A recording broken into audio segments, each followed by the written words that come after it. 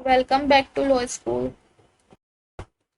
अब हम बात करेंगे डिफरेंस बिटवीन वॉइड और इलीगल एग्रीमेंट के बारे में कि वॉइड और इलीगल एग्रीमेंट में क्या डिफरेंस है।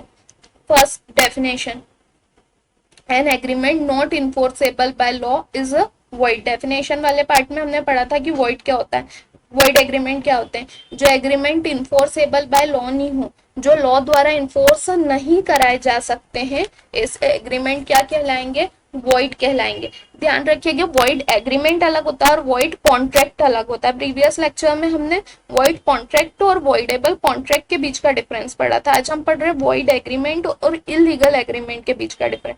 तो वॉइड एग्रीमेंट क्या होते हैं, जो an agreement not enforceable by law is a void. इसकी डेफिनेशन किस सेक्शन में दी गई है, इसकी डेफिनेशन 2G में दी गई है। और इलीगल एग्रीमेंट क्या होते हैं, an agreement which is expressly or impliedly prohibited by law is illegal।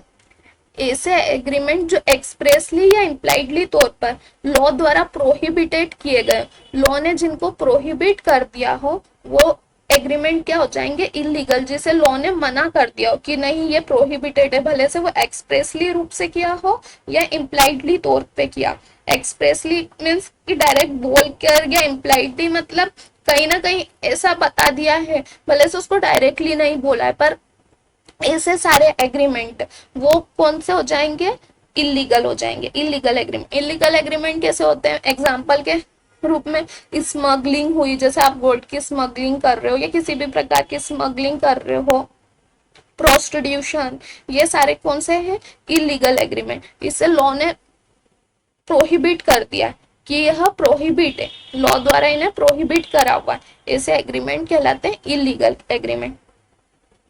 अब क्या, an agreement which is collateral agreement is necessarily void. An agreement which is collateral agreement is void. अब void agreement के जो collateral agreement होते हैं वह void नहीं होंगे, लेकिन जितने भी इलीगल एग्रीमेंट के जो कोलेट्रल, कोलेट्रल मतलब जो उनके साथ में, उसके बीच में जो एग्रीमेंट, छोटे छोटे जो एग्रीमेंट किए हैं, वह वॉइड हो जाएंगे। अब वॉइड मतलब जहां आप अब परफॉर्म नहीं कर पा रहे हो कि एन एग्रीमेंट जो लॉ द्वारा इन्फोर्स नहीं हो, ऐसे एग्रीमेंट, तो इसके जो कोलेट्रल एग्रीमेंट है वह जरूरी नहीं कि वो भी वॉइड हो।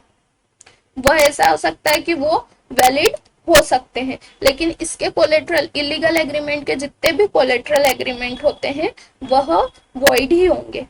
सहायक एग्रीमेंट मतलब उसके साथ जो चलने वाले छोटे मोटे काम होते हैं। अब इसका स्कोप क्या है, वॉइड एग्रीमेंट का स्कोप बहुत बड़ा है इलीगल एग्रीमेंट से, क्योंकि जितने भी वॉइड एग्रीमेंट रहते हैं, जितने भी इलीगल एग्रीमेंट रहते हैं वह, क्योंकि जितने भी इलीगल मतलब सारे इलीगल एग्रीमेंट वॉइड कहलाएंगे, पर जितने भी वॉइड एग्रीमेंट, ये जरूरी नहीं है कि वो इलीगल होंगे। वो वॉइड है, वो लीगल भी हो सकते हैं और इलीगल भी हो सकते हैं, पर जितने भी इलीगल एग्रीमेंट है वो नेसेसरीली वॉइड होंगे, ये ध्यान रखिएगा। तो इसका स्कोप इसलिए वाइडर हो जाएगा और इलीगल एग्रीमेंट का नैरो हो जाएगा। अब इसका रेस्टिट्यूशन मतलब कि वापस से क्या मिलेगा, द कोर्ट में ग्रांट, इसमें रेस्टिट्यूशन मिल सकता है, कोर्ट रेस्टिट्यूट कर सकती है। मतलब जैसे आपने कोई एग्रीमेंट करा किसी पर्सन से कि आज ये चीज मेरे को मिलनी चाहिए या ये कॉन्ट्रैक्ट होना चाहिए, आपने करा, वो लीगल रहा वो कॉन्ट्रैक्ट, तो उसका रेस्टिट्यूशन, उसके जो आपने बेनिफिट दिया है वो आपको वापस, जैसे आपने कोई माइनर से कॉन्ट्रैक्ट कर लिया तो उसका रेस्टिट्यूशन आपको मिल जाएगा। उसको भले से वो एग्रीमेंट वॉइड हो गया, लेकिन आपको उसको रेस्टिट्यूट मिल जाएगा, ठीक है। द कोर्ट में नॉट ग्रांट रेस्टिट्यूशन। अब इसमें आप रेस्टिट्यूशन नहीं मांग सकते, मतलब आपने स्मगलिंग का कॉन्ट्रैक्ट किया है तो आप कोर्ट में जाके ये तो नहीं कह सकते कि मैंने स्मगलिंग का कॉन्ट्रैक्ट किया है पर उसने मेरे को इतना गोल्ड लाके नहीं दिया है, उसमें आप खुद ही अरेस्ट हो जाओगे, तो इसका रेस्टिट्यूशन आपको नहीं मिल सकता। इलीगल एग्रीमेंट में रेस्टिट्यूशन ग्रांट नहीं होता। अब क्या बात कर लेते हैं पनिशमेंट के बारे में।